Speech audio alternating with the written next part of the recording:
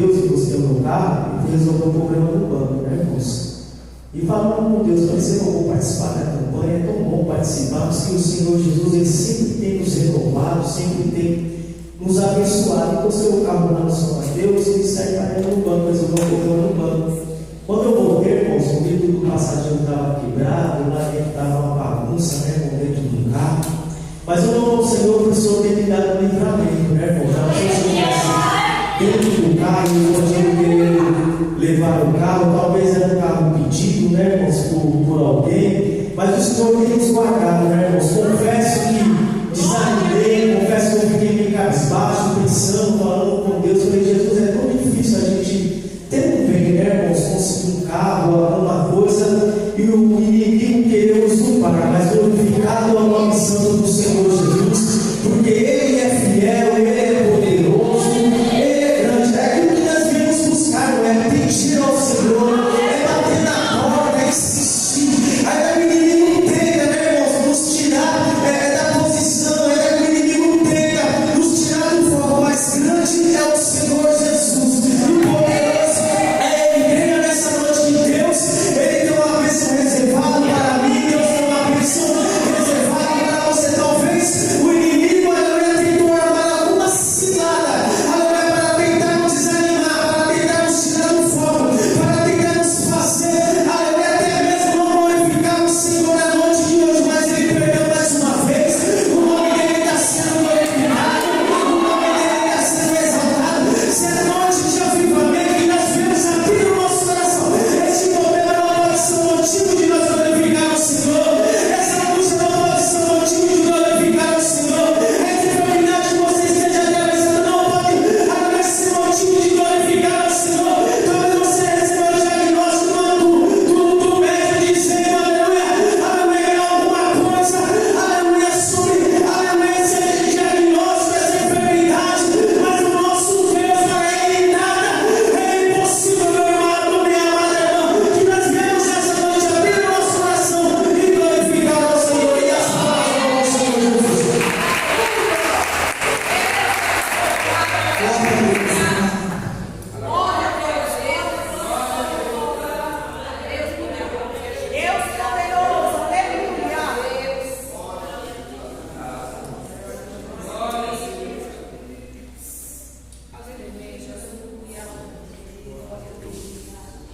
Salve a igreja com a paz do Senhor, amém?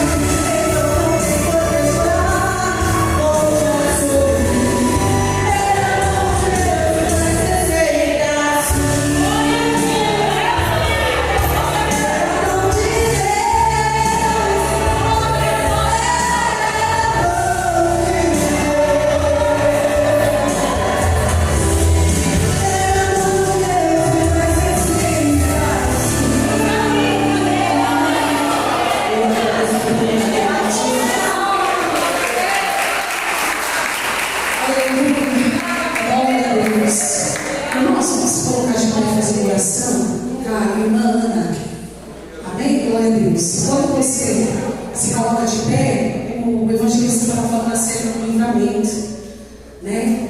Enquanto ele falava, o Senhor tocava algo no meu coração.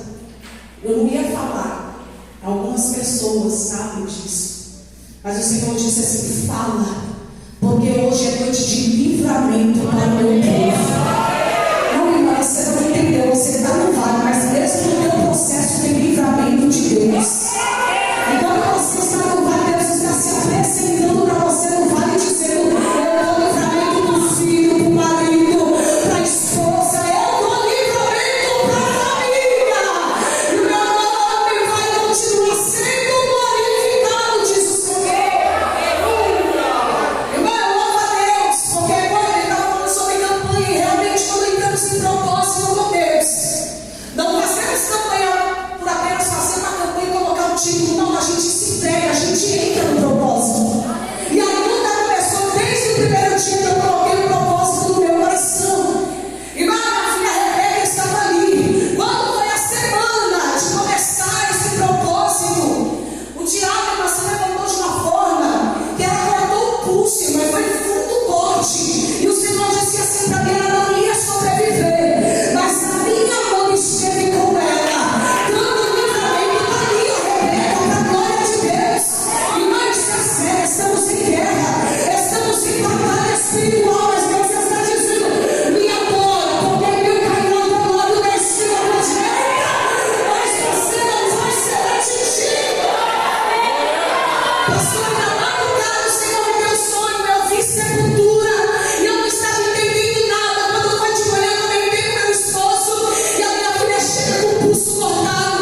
Eu levei um susto e Deus falava assim para mim: ela estava com medo de te falar, sangrou, foi fundo, mas ela estava estancando sangue com roupa, e se tivesse pegado a veia dela, ela ia com medo de falar para mim, o sangue dela ia jorrar e eu ia encontrar ela sem vida.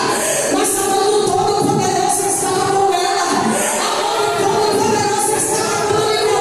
Eu quero profetizar para você: na tua casa não vai haver demônio, na tua casa, na tua família não vai ter sepultamento. Vai ter filho, vai ter vida. Receba a vida em nome de Jesus. Receba em nome de Jesus. Oh, glória! Irmão, feche seus olhos aí, coloca o propósito aí, ora. Peça, Senhor, sopra a vida em mim. Senhor, aviva a mim. Peça ao Senhor, abra o teu coração e deixa o Espírito Santo te mover.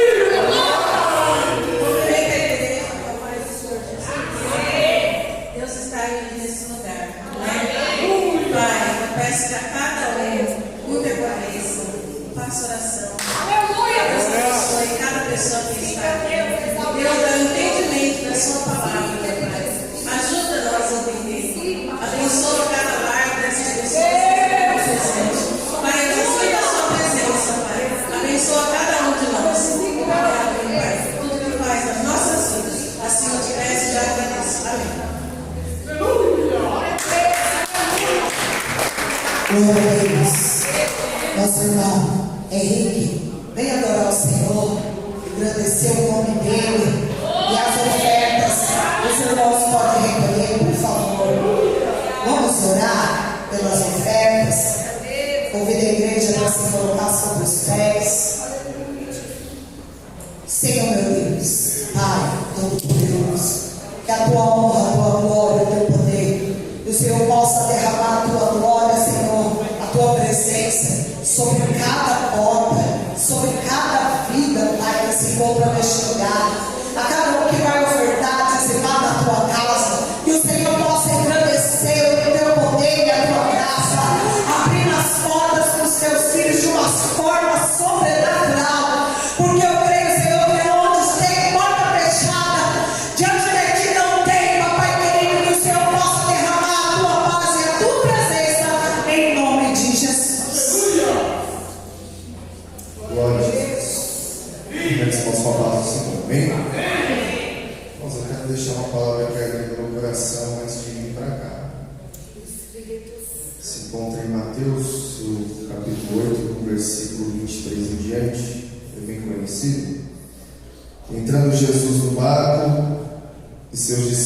prosseguiram. E eis que no mar se levantou uma tempestade tão grande que o barco era coberto pelas ondas. Eu vou um pouquinho mais adiante, no 26. E ele disse-lhes: por que temeis, homens de pouca fé? Então, levantando-se, repreendeu o vento e o mar, e seguiu-se uma grande bonança. Início de uma campanha, a qual eu estava observando pelo status da nossa missionária Andréa, grande amiga, feliz em estar aqui neste lugar para adorar e agradecer ao Senhor. Pastor William, grande pregador da palavra do Senhor, nossa irmã Roseli, feliz em vê-la, nossa irmã Nathalie também, congregamos juntos, nossa irmã Maria está por aí também, aqui, Deus abençoe sua vida. Tem alguém contente com Jesus aqui nessa noite? Nós temos motivo de agradecer ao Senhor a todo momento, porque em todo tempo o Senhor está conosco.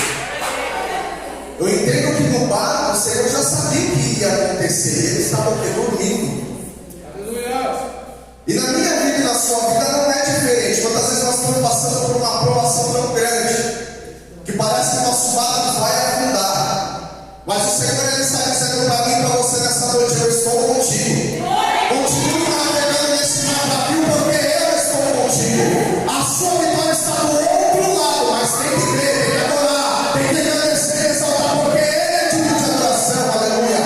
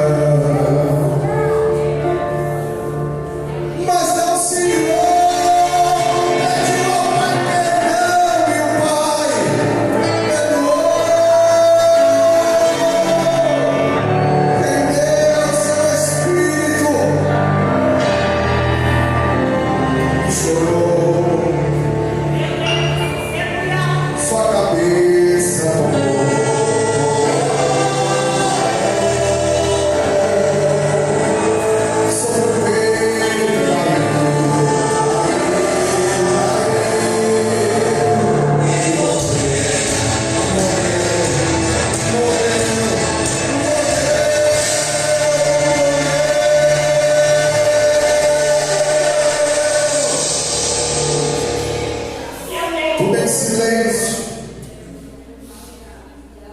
Nem as aves cantavam, nem um som se ouvia. Maria olhou a tumba vazia. Ela não se lembrou que era o terceiro dia.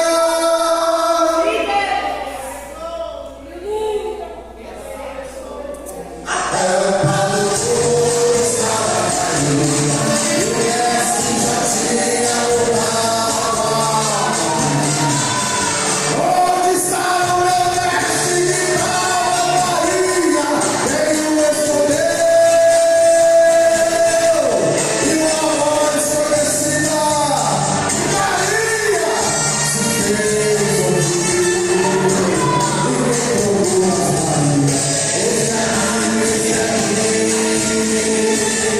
Ao teu lado estou.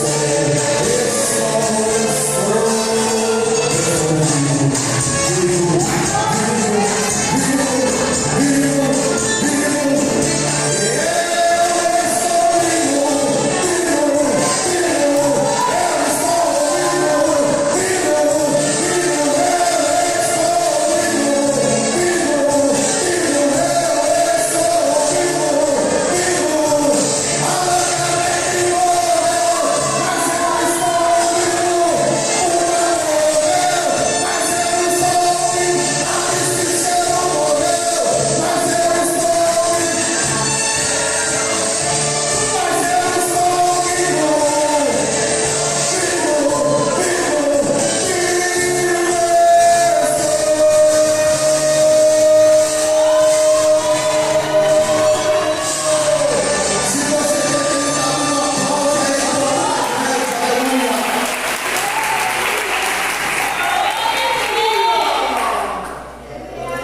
a Deus. Quero estar chamando o pastor juvenil para estar orando pelo pastor William, amém? Por mesmo, Pai bendito, Pai de bondade, Senhor, pelas suas misericórdias, abençoa teus servos, exaltando, edificando e consolando a tua igreja. Usa poderosamente as tuas mãos para que não seja exaltado. Em nome de Jesus pedimos e agradecemos. Amém. Pastor, pergunta se o carro é de alguém daqui, pode ficar lá?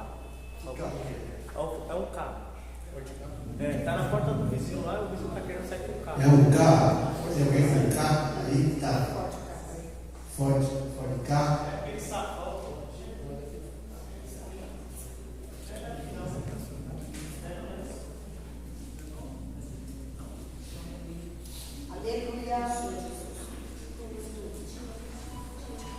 Meus irmãos, a paz do Senhor. Amém. Graças a Deus. Abra a Bíblia. Ezequiel, capítulo de número 37. Versículo de número 5. Nossos irmãos estão procurando. Quero agradecer ao bom Deus por nos conceder a oportunidade. E hoje nós estamos juntos aqui para adorarmos a Deus. Já visto que hoje na nossa congregação de Jardim Externo é ensaio das irmãs. E Deus preparou esse momento para nós estarmos aqui. Deus abençoe, pastor Juvenil, pastor Cristina, os obreiros dessa igreja, missionário André, missionária Sandra, todos os irmãos, que a bênção do Senhor repouse sobre a vida de cada um dos irmãos. Versículo de número 5 do capítulo 37 de Ezequiel diz assim: assim diz o Senhor Deus a estes ossos: eis que farei entrar o Espírito em vós e vivereis. Pode se assentar.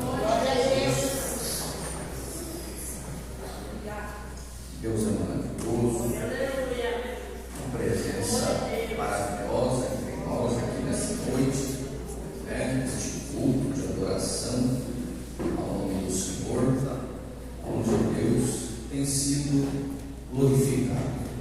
Nós acabamos de ler o texto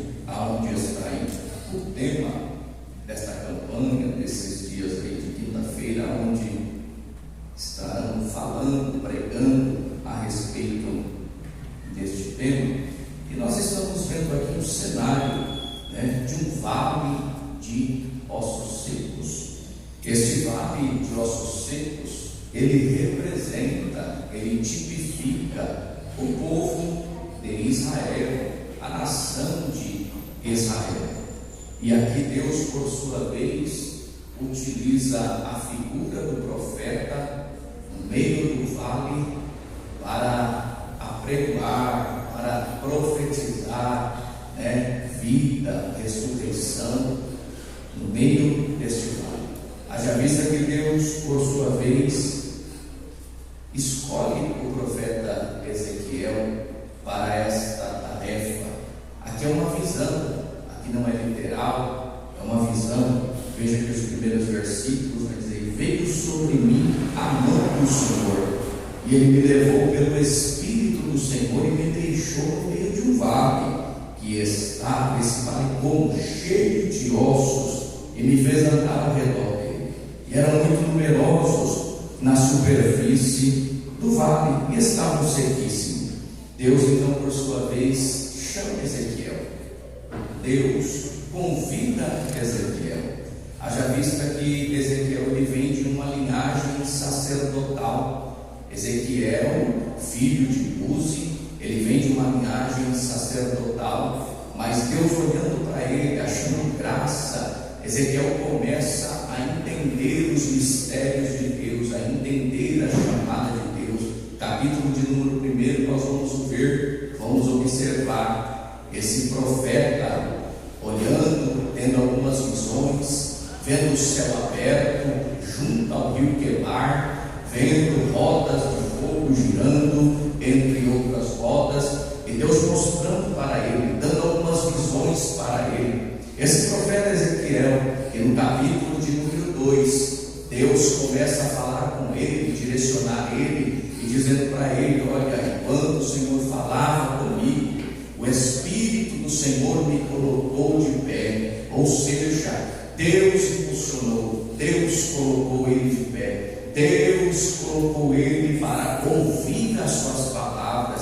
E o que Deus queria mostrar para Ezequiel a respeito disso? Deus queria mostrar o cenário de Israel. Deus queria mostrar o povo de Israel. O povo de Israel, esse povo mesmo, que outra hora Deus, por sua vez, chamou esse povo de propriedade peculiar, de povo escolhido, de nação eleita, propriedade santa, nação escolhida de Deus. Mas por diversas vezes este mesmo povo, que uma hora adorava a Deus aqui com seus lábios, era o mesmo povo que virava as costas para Deus e adorava outros deuses. Quando nós olhamos para o capítulo de número 3, nós vamos ver o Senhor dizendo para ele: olha, Ezequiel, come deste fogo, abra a tua boca, se alimenta, coma, porque eu te coloquei sobre a nação de Israel para profetizar como profeta. Eu te coloquei no meio do caminho, Ezequiel, você vai encontrar espinhos, vai encontrar sarças. No meio do caminho eles não vão querer aceitar aquilo que você vai profetizar, aquilo que você vai falar, aquilo que você vai pregar. Mas não queira ser casa rebelde como eles são. Tudo quanto eu colocar nos teus lábios, você vai profetizar. Interessante que o povo de Israel era um povo dúbio, um povo que a outra hora adorava a Deus, mas daqui a pouco virava as costas, começava a adorar Baal, começava a adorar outros deuses. Era um povo que com a sua própria boca estava aqui dizendo: olha, bendito seja o nome do Senhor. Daqui a pouco virava as costas e adorava Baal, Astarote, deusa Diana e outros deuses dessa forma. Veja que por diversas vezes Deus permitiu, Deus entregou. Quando nós olhamos para o livro de Juízes, nós vamos ver o que? Deus usando as expressões, dizendo: olha, Deus permitiu, Deus entregou, Deus concedeu, ou seja, entregando o povo nas mãos dos midianitas, nas mãos dos espoliadores. Por quê? Porque o povo virava as costas para Deus. O povo uma hora orava, daqui a pouco virava as costas. E da mesma forma aqui, a nação de Israel estava se rebelando contra Deus. A nação de Israel estava virando as costas para Deus. Repare que quando nós pegamos no capítulo 1 e vamos até o capítulo de número 10, o que nós vamos encontrar? Nós vamos encontrar uma coisa muito interessante. Deus leva Ezequiel dentro do templo. E o que Ezequiel começa a ver? Ezequiel começa a ver buracos no meio da parede do templo. Deus começa a dar visão para ele. A glória que estava na porta da casa se retira da porta da casa, vai para as asas do querubim. Por quê? Porque a idolatria estava tomando conta dentro do templo. E o que é idolatria? Idolatria é tudo aquilo que rouba o lugar de Deus, a presença de Deus. Isaías disse o seguinte: Isaías ele profetizando, ele verbalizando, dizendo que a glória de Deus ele não divide a ninguém, a ser nenhum. A glória é dele, ele não divide, é dele para ninguém. Ou seja, a adoração é para ele, o glória é para ele, a glória é para ele. E o que o povo estava fazendo? O povo estava invertendo os valores. E agora o que Deus faz com o profeta Ezequiel, que é da tribo de Levi. Este profeta Ezequiel, que é da tribo de Levi, profetizou um período de 22 anos profetizando, verbalizando a palavra, profetizando a verdade. Agora Deus leva ele no meio de um vale que estava cheio de ossos, e veio sobre mim a mão do Senhor, e ele me levou pelo Espírito do Senhor e me deixou no meio de um vale que estava cheio de ossos. Os ossos, o vale, representa a escassez, representa a morte, representa algo que não tem mais esperança. Aí Deus pega o profeta e coloca o profeta no meio do vale e começa a fazer o quê? O profeta começa a andar ao redor do vale, começa a contemplar a dimensão do problema, começa a contemplar o que estava acontecendo. E o que ele observa? Ele vê que o vale estava sequíssimo, ou seja, não tinha vida, não tinha esperança, não tinha solução. E aí surge a pergunta para o profeta, e então me perguntou: filho do homem, acaso poderão reviver estes ossos? Respondi: Senhor Deus, tu sabes. Ou seja, olha o que o profeta estava dizendo: o Senhor me fala, me pergunta se vai viver, se não vai viver, se vai ter solução, se não vai ter solução. É o Senhor que sabe se vai ter vida, é o Senhor que sabe se algo vai acontecer. Aí então, olha o que acontece. Disse-me ele, quem está dizendo? O Senhor: profetiza esses ossos e dizes: ossos secos, ouve a palavra do Senhor. Assim diz o Senhor Deus a estes ossos: eis que farei entrar o Espírito em vós e vivereis. Interessante, sabe o que me chama a atenção? Que o profeta no meio do vale, ele está contemplando o que estava acontecendo. E o que estava acontecendo no meio do vale? Ele olhava para um lado, não tinha saído, olhava para o outro, não tinha saído, olhava para o outro, só enxergava osso, mais osso. Mas ele agora vai profetizar no meio do vale. E o que me chama a atenção, sabe o que é? É que o profeta não profetiza o que ele quer profetizar. O profeta não fala, não verbaliza o que ele quer falar. O profeta não profetiza o que está no coração dele para profetizar. Porque talvez se ele profetizasse o que estaria no coração dele, não teria milagre, não teria êxito, não teria sucesso. Talvez a fé dele seria pequena para acreditar que o milagre ia acontecer. Então a mensagem de Deus para o profeta foi essa: disse-me ele, profetiza esses ossos, ossos secos, ouve a palavra do Senhor, ouve a palavra do Senhor.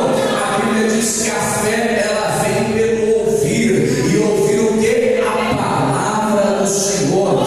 Pregador aos Hebreus disse que a palavra do Senhor ela é viva e eficaz, é mais penetrante do que uma espada alguma de dois gumes, apta para discernir as intenções do pensamento e do coração do ser humano. Esta palavra ela vai onde a medicina não vai. Esta palavra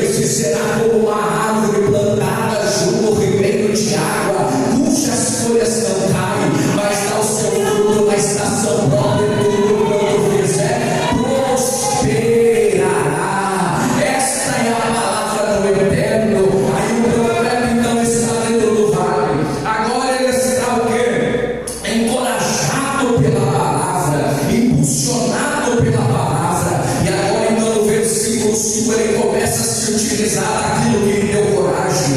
Assim diz o Senhor Deus a estes ossos: eis que farei entrar o Espírito em vós e vivereis. Esse Espírito que começa a agir, ele vem e profetiza. Não é o Espírito Santo. Esse Espírito aqui é sopro, é coagem, é vento, é Espírito de vida. Não é o Espírito Santo. Ele começa a profetizar vida no meio daquele vale.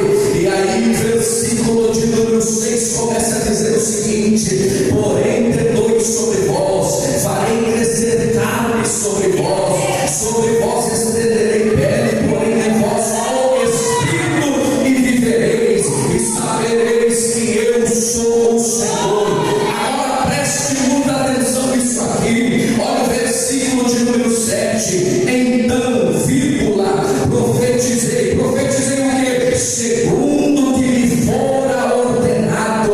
E enquanto eu profetizava, houve um ruído, houve um barulho de ossos que se batiam contra osso e se ajuntava cada osso ao seu próprio osso.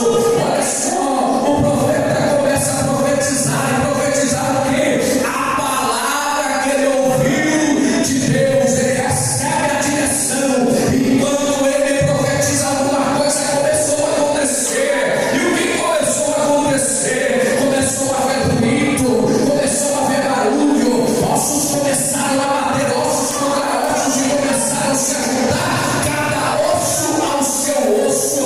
Sabe o que o Senhor me ensina, o que o Espírito Santo nos mostra aqui? É que quando a palavra de Deus ela vem de encontro à nossa vida, primeiro ela vem para colocar as coisas no seu devido lugar. A palavra ela vem para colocar ordem. Por que ordem, pastor? Porque os ossos estavam espalhados, os ossos estavam longe, mas quando a palavra entrou dentro do vale, começou a haver barulho, ruído, começou a haver movimentação, e os ossos começaram a se ajuntar, cada osso ao seu próprio osso. O osso do pé não veio parar na cabeça, a mão não veio parar no pé, mas cada um se unificou ao seu próprio corpo, levantando-se um grande exército extremo. A palavra ela vem, mas ela vem para colocar as coisas no lugar. A palavra ela vem, mas ela vem para colocar ordem. A palavra ela vem, mas ela vem para dizer: o teu lugar é este, o teu lugar é este, o teu lugar é este, o teu lugar é este. Não venha atropelar ninguém. Fica na posição onde Deus te chamou.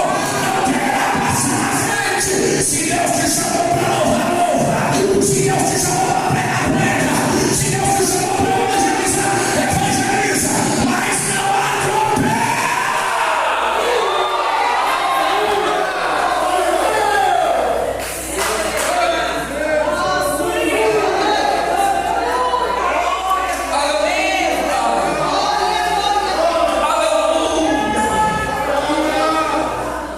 E o interessante é que a palavra trouxe uma ação sobre o vale. Tem coisas que não adianta reclamar, não adianta murmurar. O milagre só começou a acontecer, repare no versículo 7, que então eu profetizei segundo o que me ordenara. E enquanto eu profetizava, começou a haver barulho. Glória a Deus. Profetiza. Não é profetizar o visível, que o visível ele é tangível, ele é palpável, é aquilo que se pega. Mas profetiza o que você não está enxergando, profetiza o que você não está vendo, profetiza o que você olha assim, você diz: não tem solução. A sua ótica, ao seu parecer, mas quando você olha para a palavra, você enxerga que tudo é possível àquele que crê. Jesus disse que, olha, se vocês acreditarem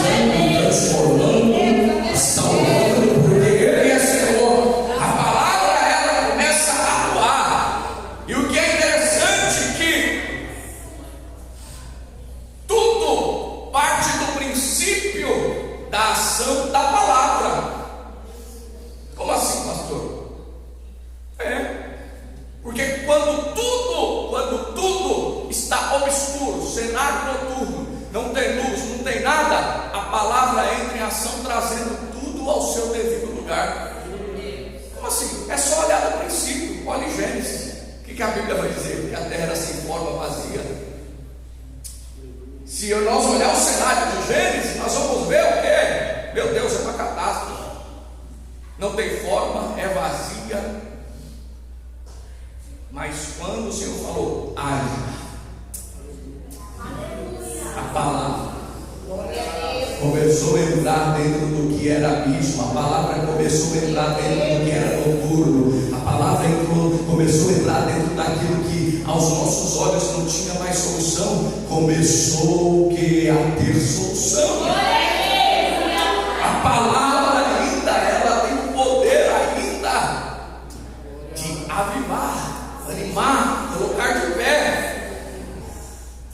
Lembra do centurião?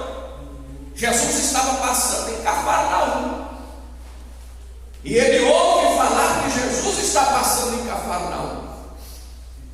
E quando ele ouve falar, peraí, pega 2 dos seus criados, manda ir até Jesus, dizendo para Jesus: olha, vá até Jesus, porque o nosso criado está aqui, está moribundo, prestes a morrer dentro de casa. E assim como ele é homem, que tem sob sua autoridade, diga para ele: vim até a minha casa. Quando Jesus recebe a notícia, a Bíblia diz que Jesus se compadece, vai até a casa do centurião. Mas aquele homem tinha tanta fé, acreditava. E quando Jesus se aproxima, a Bíblia diz que ele olha para o Senhor e diz: Senhor, não sou digno que o Senhor entre nem debaixo do meu teto, do meu telhado, mas uma palavra que o Senhor ordenar, meu criado será curado de toda a sua enfermidade. Olha o poder da palavra. Jesus olha e fala: em toda Israel eu nunca encontrei um homem com tanta fé igual a este homem,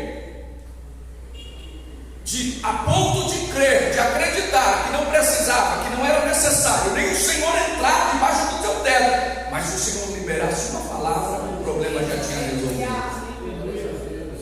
O vale começou a mudar quando o profeta liberou a palavra que vinha da parte de Deus, e aí as coisas começaram a acontecer dentro do vale.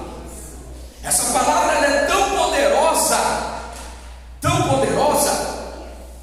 que quando um dia Pedro estava pescando, Evangelho de Jesus, a qual escreve Lucas, no capítulo de número 5, a Bíblia diz que Pedro pescou a noite toda, não apanhou nada, e Pedro está lá lavando as redes, porque um bom pescador que se prezava, ao fim de uma pescaria, ele lavava as suas redes para verificar se não havia nenhum rompimento, nenhum furo, se a ferramenta dele de trabalho ainda estava íntegra para o dia seguinte ele trabalhar. E Jesus chega na hora que eles estão lavando a rede. E quando Jesus chega, olha o que é interessante, Jesus faz um convite para Pedro entrar dentro da embarcação. E quando nós pegamos o cenário de Lucas capítulo de número 5, Pedro entra dentro da embarcação, e a Bíblia vai dizer que Jesus se afasta um pouco da beira da praia. Eles estavam ali no lago de Genezaré, ou mar de Tiberíades, e de dentro da embarcação, Pedro dentro da embarcação com o mestre, Jesus começa a ensinar, começa a pregar, Jesus começa a instruir, e o povo que estava na beira da praia estava ouvindo Jesus ensinar, estava ouvindo Jesus pregar, estava ouvindo Jesus ministrar, e Pedro dentro da embarcação. E a Bíblia diz que, olha só o que o texto vai dizer, Lucas capítulo 5, que após Jesus acabar de dar o sermão, Jesus olha para Pedro e diz para Pedro: Pedro, lance a rede. Lance a rede. E quando o Senhor olha para Pedro e diz: lance a rede, Pedro olha para o Senhor e diz: peraí, mestre, a havendo eu pescado ou trabalhado a noite toda, nada eu apanhei. Aleluia. Mas escute aqui uma coisa: o que Pedro era? Pescador. Qual que era a profissão do dia a dia de Pedro? Pesca. Nós não estamos falando de um contador de história que pega uma tilápia e diz que pegou um tubarão. Não. Nós estamos falando de um homem que vivia na pesca, que a profissão dele era a pesca, que ele sobrevivia da pesca, e ele estava no lago de Genezaré, no mar de Tiberiades. E o texto é claro, a Bíblia vai dizer que ele trabalha a noite toda e não pega nada. E quando o Senhor olha para ele e diz assim: olha, lance a tua rede, ele olha e diz: olha, Senhor, havendo eu trabalhado, nada eu apanhei, mas sobre a tua palavra eu vou lançar a rede. Mas escute aqui uma coisa: antes do milagre acontecer dentro da embarcação, você reparou que partiu de um princípio? E qual que foi o princípio que partiu? De Jesus colocar Pedro dentro da embarcação e começar a dar um ensinamento para aqueles que estavam lá fora, e Pedro sentado dentro da embarcação ouvindo o ensinamento de Jesus. Ou seja, não tem milagre sem ensinamento, não tem milagre sem palavra. Primeiro Pedro precisou sentar dentro da embarcação, ouvir o ensino, ouvir a mensagem, ouvir o que o Senhor estava falando, ouvir o que o Senhor estava pregando. E quando Jesus termina de pregar, aí o Senhor fala: agora lança a rede, Pedro. Vai, Senhor, eu trabalhei a noite toda, eu pesquei a noite toda, não apanhei nada, mas sobre a tua palavra eu vou lançar a rede. Sabe, tem hora que a nossa habilidade não vai dar jeito, tem hora que nossos canudos de faculdade não vai dar jeito, tem hora que o nosso coleguismo, o nosso conhecimento, os nossos amigos não vai dar jeito, não vai ter solução. Mas eu conheço, eu sou formado nisso, eu conheço isso, eu conheço aquilo, não vai ter solução. Tem hora que tem que sentar dentro da embarcação, ouvir os ensinamentos de Jesus, ouvir a palavra de Jesus e entender que após ouvir o milagre de Jesus, a doce voz de Jesus, lança a tua rede. E após você lançar a rede, a Bíblia diz que peixes começou a entrar dentro da rede, peixes começou a entrar dentro da rede, que Pedro, a embarcação vinha naufragar, e Pedro teve que sinalizar para aqueles que estavam na praia que a rede ia romper. Eu quero profetizar aqui nessa noite na tua vida, com direção nessa palavra aqui. Eu não sei qual é a porta que você está batendo, eu não sei o que você está pedindo, eu não sei o que você, qual o propósito que você entrou aqui nessa noite, mas o Senhor está dizendo: senta para me ouvir, ouça a minha instrução, ouça o que eu tenho para te ensinar, o que eu tenho para te mostrar, porque depois de você ouvir os meus ensinamentos, pega a ferramenta, lança ela, porque vai haver sinal da minha parte sobre a tua vida.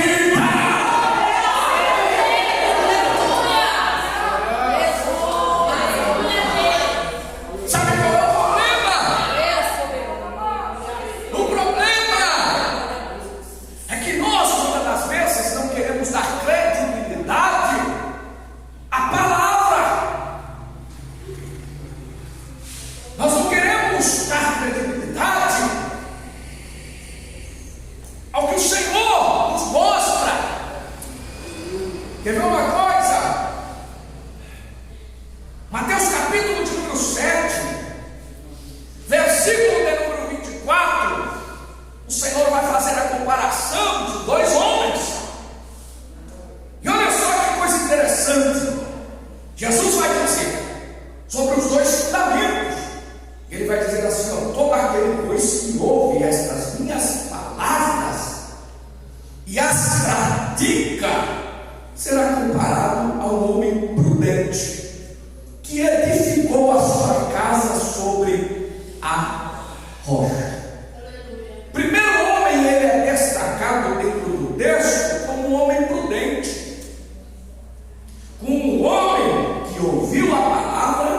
e ele foi praticante, operante, praticou. E de repente esse homem prudente, ele edifica a casa na rocha.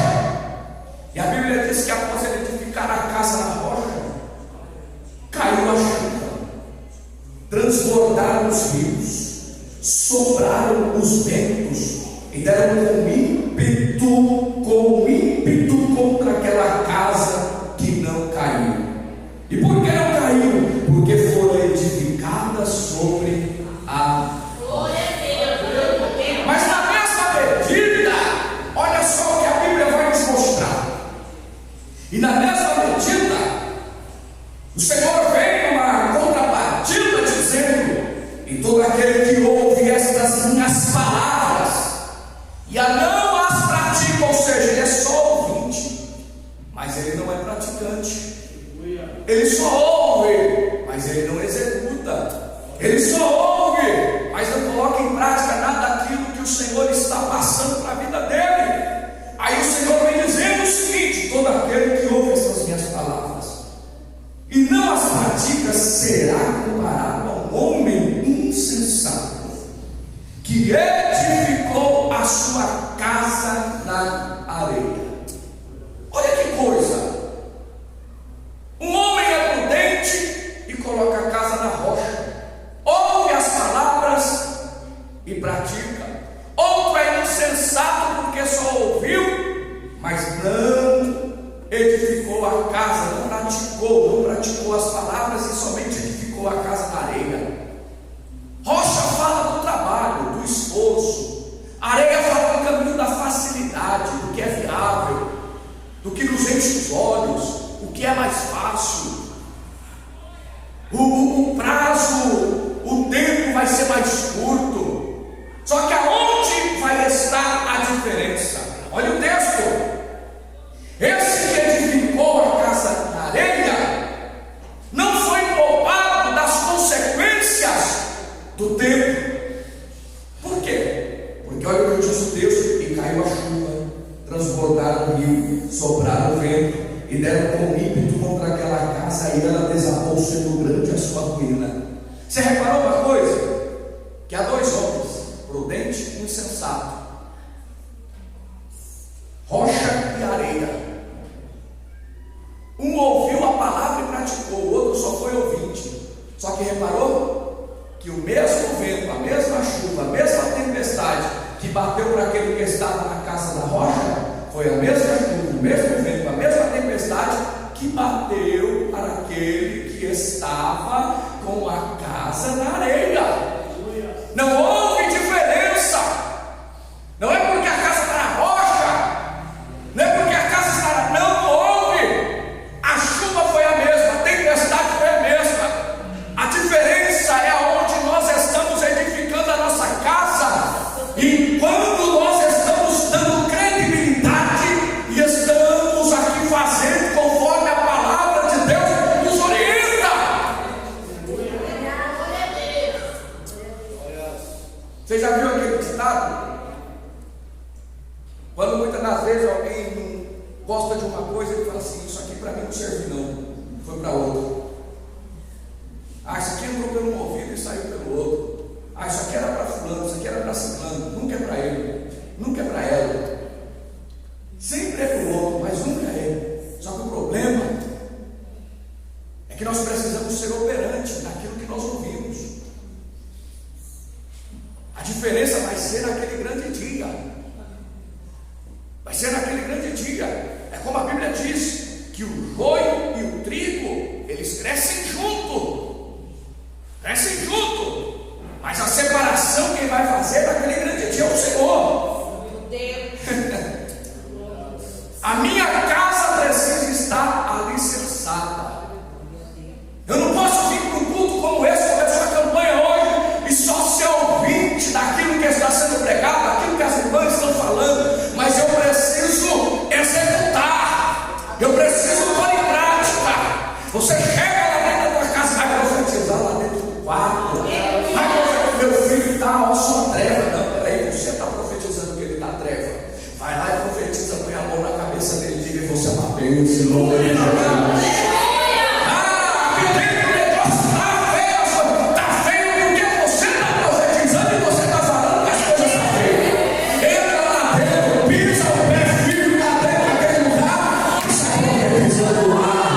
quem manda aqui é Jesus, quem ordena aqui é Jesus, quem trabalha aqui é Jesus, quem faz milagre aqui é Jesus.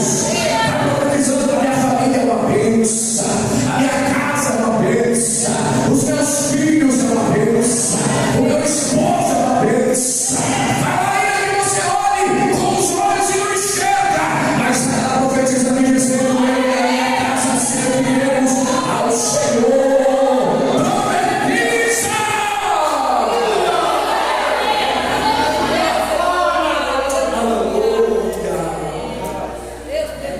Vamos lá para nós finalizarmos. E veja que quando ele profetiza, ossos se ajuntam, começa a haver aquela movimentação. Ele observa uma coisa. E que coisa é essa? O Senhor começa a falar com ele novamente. Porque no versículo 8 ele olha e eis que havia tendões sobre ele, cresceram carne, se estendeu a pele sobre ele, mas não havia nele um espírito. Então ele me disse: profetiza ao espírito, profetiza ao filho do homem, e assim diz o Senhor Deus: vem dos quatro ventos, ó espírito, e assopra sobre esses mortos para que vivam. Aí pela outra vez ele está dizendo: olha, profetizei. Profetizou o quê? Como ele me ordenara. E o Espírito entrou neles. E vieram, se puseram de pé, um exército sobremodo numeroso. Oh, interessante que no verso 11 ele vai dizer: então me diz, filho do homem, estes ossos são toda a casa de Israel.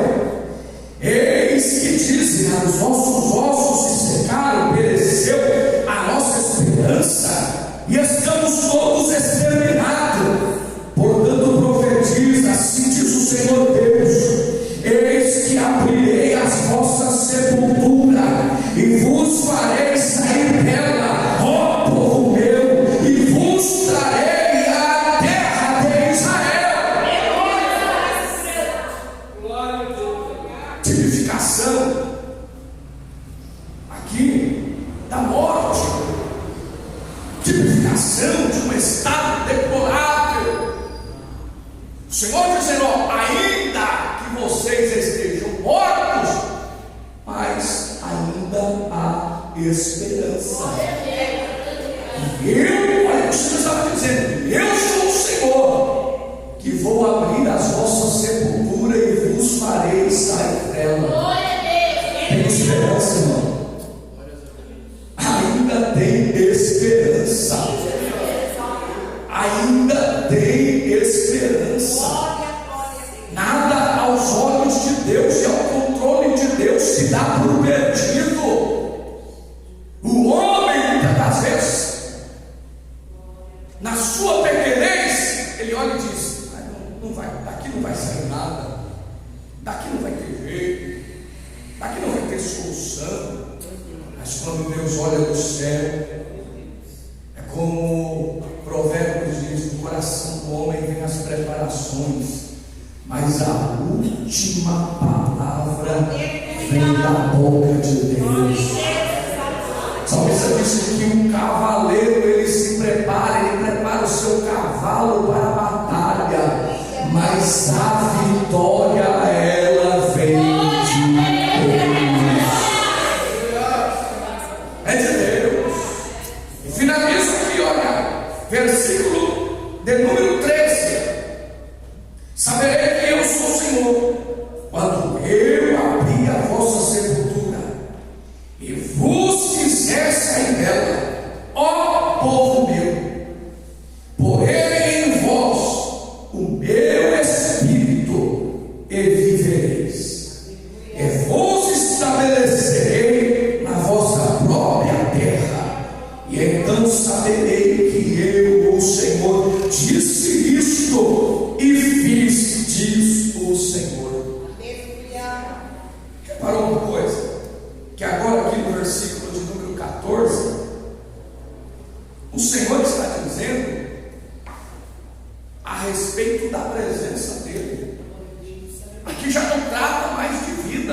de sopro, de fôlego. Aqui o Senhor já está dizendo: olha, eu porei em vós o meu Espírito, minha presença. Por quê? Porque só pode haver a presença onde tem ordem. Só pode haver a presença onde há unificação. Só pode haver a presença quando há unidade. Só pode haver a presença quando todos falam a mesma língua. Só pode haver a presença quando todos têm o mesmo propósito. Só pode haver a presença quando todos estão no mesmo unificado, na mesma comunhão. Lembra de Josafá? Josafá recebe a notícia, e a notícia que Josafá recebe é o seguinte: ó, prepara porque os moabitas vêm descendo, o povo de Seir, de Amon vem descendo, vai pelejar contra você. E a Bíblia diz que Josafá teve medo, e nesse período de tempo a Bíblia diz que ele colocou-se para buscar o Senhor. E quando ele pôs para buscar o Senhor, olha o que ele diz: Senhor, em nós não há força, em nós não há poder, nós não podemos contra essa multidão, mas os nossos olhos estão postos em Ti. A Bíblia diz que ele recebe uma orientação da parte de Deus. E a orientação que Josafá recebe é o seguinte: pega o povo de Judá, Jerusalém, coloca o povo para orar, para jejuar, para consagrar. A Bíblia diz que naqueles dias até as crianças estavam buscando a Deus e louvando a Deus. A igreja começa a orar, começa a buscar, começa a falar com Deus. E quando eles estão buscando, sabe o que acontece? O Espírito do Senhor desce na congregação. E quando o Espírito desce na congregação, o Espírito invade, toma a vida de Jaziel. Jaziel se coloca de pé e começa a profetizar no meio da congregação, dizer: não vos assusteis, nem temais, porque esta peleja não é vossa, mas esta peleja é do Senhor. Vede o livramento que o Senhor vos dá hoje. Sabe o que é isso?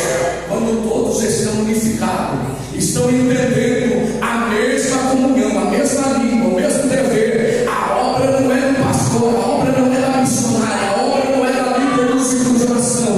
A obra é de Deus, a obra é de Deus, a obra é de Deus.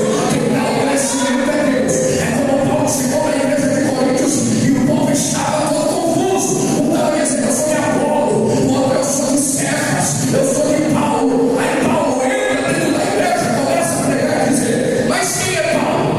Mas quem é Apolo? Quem é Cefas? Senão todos servos do Senhor Jesus Cristo. Por acaso eu batizei algum de vocês? Não, todos aqui foram batizados em nome de Jesus. Um planta, o outro rega, mas todavia quem dá o crescimento é Deus. É Deus, é Deus, é Deus. Deus ainda é o batizador da igreja. Deus ainda é o maior avivalista da igreja. Deus ainda é o maior salvador da igreja.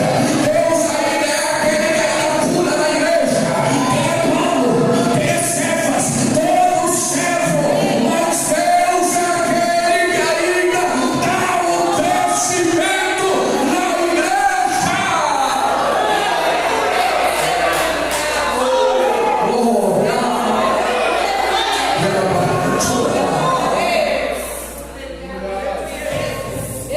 Deus é aquele que ainda dá o crescimento.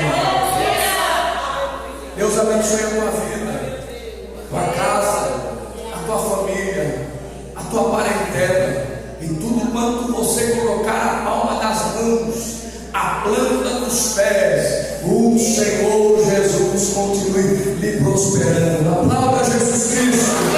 Amém.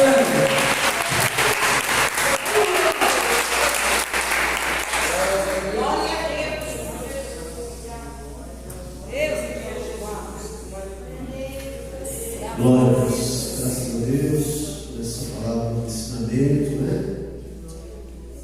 E houve um rebuliço, só vai haver rebuliço.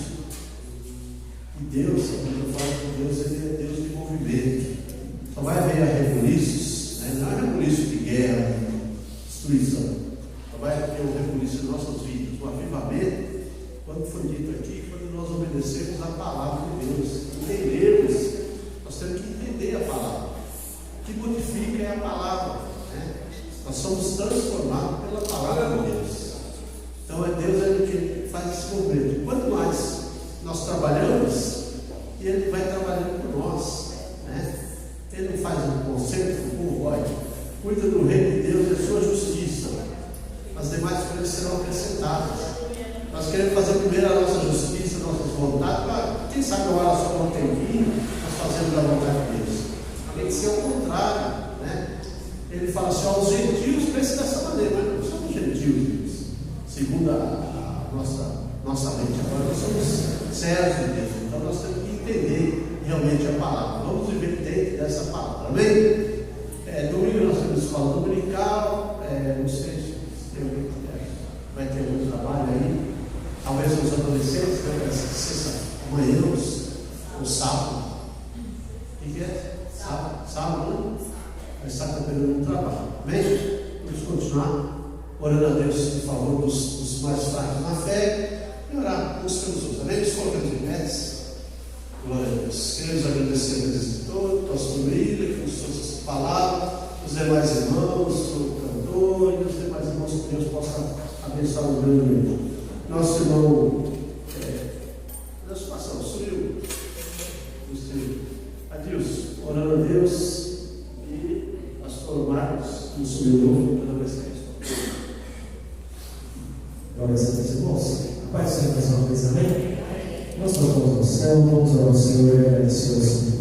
Senhor Deus, Pai, neste momento, Senhor, queremos agradecer ao Senhor por tudo, Senhor, ó Deus, por esse primeiro dia da campanha, Senhor Jesus. Obrigado, Senhor, por tudo, Senhor, pelos louvores, Senhor, ó Pai, pelos irmãos que tiveram essa oração, Senhor, ó Senhor, falou poderosamente, Senhor, através da tua poderosa palavra, Senhor, do nosso pastor William, Senhor, ó Pai.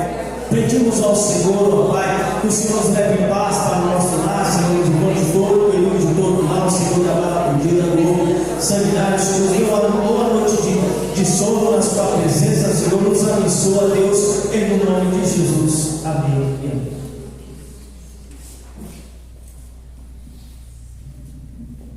Estenda nossas mãos. O grande amor de Deus, a graça do nosso Senhor e Salvador Jesus Cristo, a doce consolação do Espírito Santo de toda a igreja diz.